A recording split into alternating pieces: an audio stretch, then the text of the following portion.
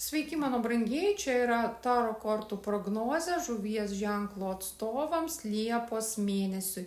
Prognozė yra tik bendro pobūdžio, tai kas norėtų savo asmeninės prognozės, naudojant būtent jūsų duomenis, tai užsakyti galite mano tinklapyje asktarot.lt, nuoroda kaip visada kampelė, ten galite pasirinkti jums tinkamą būrimą pagal tinkančią temą, santykiai, finansai, darbas, sveikata arba metinės prognozės, tai yra prognozės metams į priekį iš visų jūs pagrindinių laukiančių įvykių visuose gyvenimo srityse. Įsidedate į krepšelį, apmokate 3-4 dienų bėgyje.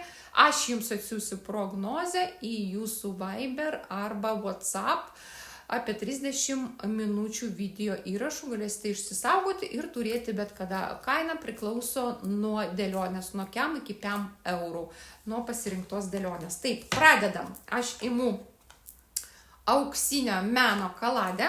Dar norėjau paprašyti, parašykite, prašau, apie birželio mėnesio prognozę, kiek jums išsipildė, bent jau procentaliai, brūkštelkit man ten 5 procentų iš 100, 7 iš 100, 100 iš 100 ir man tada bus bent jau ką paanalizuoti arba pamatysiu, kiek mano prognozės yra teisingos ir kiek išsipildo procentaliai.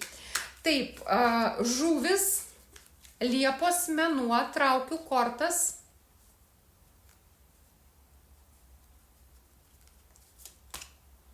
Pirma korta imperatorius. Antra korta 5 pentakliai ir trečia korta 8 pentakliai. Imperatorius tai gali būti toks solidus vyras, jau vyresnio amžiaus vyras, tai gali signifikuoti jūsų tėvą, jūsų senelį, jūsų kažkokį vadovą darbe.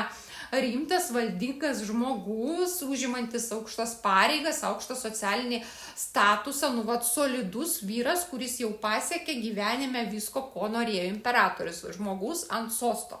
Tai su šituo žmogum jums gali būti susijęs kažkoks tai nuostolis ar praradimas ar kažkokia tai situacija nemaloni. Yra korta 5 pentakliai, šiaip tai daugiausia tai yra finansinis nuostolis, bet čia gali būti ir kaip ir nepateisinti lūkesčiai arba nusivylimai. Galbūt jūs šito žmogaus atžvilgiu turėsite tam tikrus lūkesčius ir būsite kažkiek tai nusivylęs, Nusivylęs, nes tie lūkesčiai nepasiteisins. O galbūt ten tie 5 pentakliai, tiesiog kažkokia tai situacija, kurioje jūs, patirsite nuostolį, finansinį nuostolį. Gali būti ir nesusijęs su šituo žmogum, kurį aš apibūdinau, su solidžiu vyresnio amžiaus žmogum. Galite tiesiog turėti ir patys, kažkas tai mėnesio pradžioje jums reikės, kaip aš sakau, atidaryti piniginę ir išimti iš jos ten papildomas kažkokias lėšas papildomiems netikėtiems dalykams, neplanuotiems dalykams, sakykim taip. Kai neplanuotai kažkas tai išeina iš rikiuotės, sulūžta gedimas ir taip toliau, ir reikia dabar paimti ir pataisyti.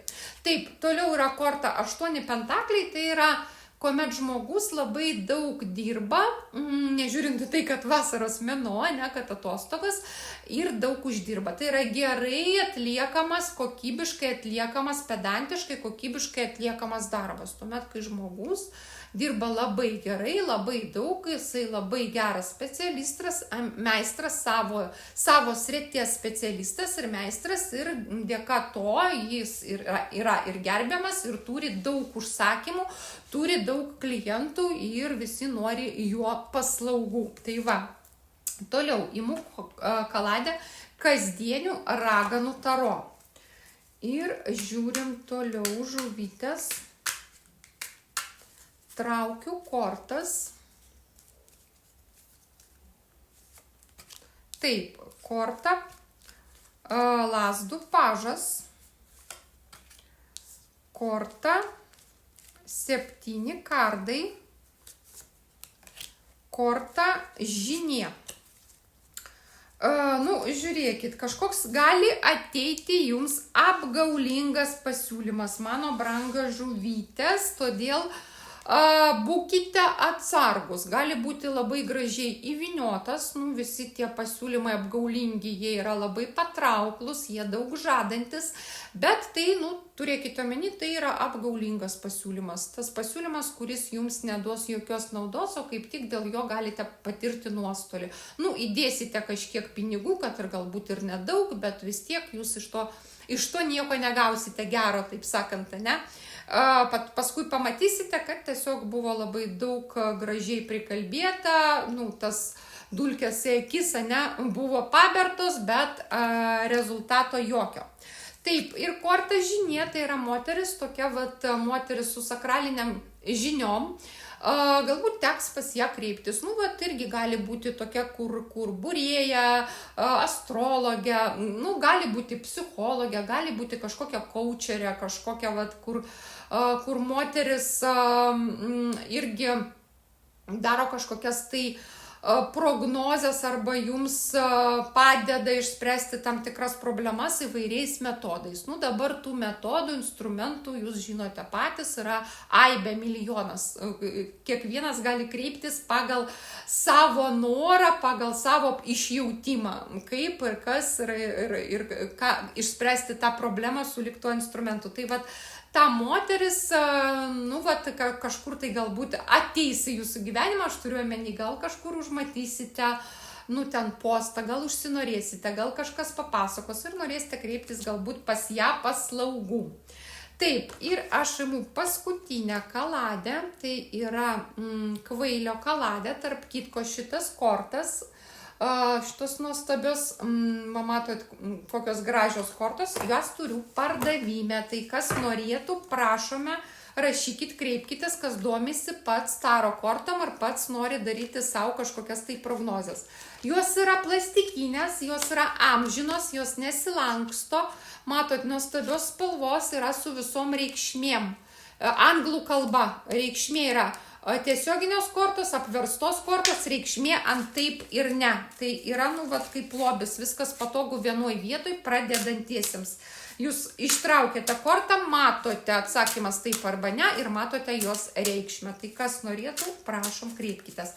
Taip, žuvis, kas laukia Liepos mėnesį. Korta Lazdų karalius. Korta 3 pentakliai. Ir korta taurių ryteris. Žiūrėkit, iš kažkokio vyro sulauksite malonaus pasiūlymo. Malonaus pasiūlymo tai yra sulauksite dėmesio, sulauksite patikimo, to susižavėjimo ir taip toliau. Lazdų karalius gali būti ugnies stichijos atstovas, gali būti liūtas, avinas arba šaulys pagal zodiako ženklą. Labai charizmatiškas, aktyvus vyras, veiklus vyras. Tai gali jums tiesiog pasiūlyti draugystę, pakviesti į pasimatymą. Čia yra visi malonūs tokie dalykai pagal taurių. Pagal taurių ryterį visi malonūs pasibendravimai. Tai yra tokie ryšiai, romantiniai, susižavėjimai. Ir korta 3 pentakliai. 3 pentakliai tai gali būti kažkam tai kaip noras kažko tai mokytis, kažko naujo, kažkam tai kažką patirti naujo, kažkam gali prasigruoti kaip tam tikrų atėjimas piniginių lėšų, nes pagal 3 pentaklius tai būna kažkoks tai atėjo netikėtas finansinis paskatinimas, kažkokie netikėti pinigai. Ateina ir pagal 3 pentaklius, taipogi irgi moterim labiau aktualu, gali ateiti žinia apie nėštumą pastojimą Liepos pabaigoj.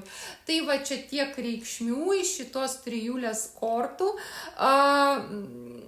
Pagal Lazdų karalių taipogi, galite patys jaustis labai įkvėpti ir galbūt jūs irgi patys darysite kažkam tai tuos pasiūlymus malonius, kviesite į pasimatymą, rodysit dėmesį ir taip toliau, susižavėsite kažko. Ne tik tai moteris gali sulaukti iš vyrų šito viso dalyko romantinio, bet ir vyrai patys gali jausti norą labai didelį irgi tos romantikos ir kažkam tai rodyti savo dėmesį, rūpestį ir kažkaip tai maloniai pasireikšti. Tuo aš žinoma jums ir linkiu, mano brangios žuvytės, sėkmingo jums Liepos mėnesio.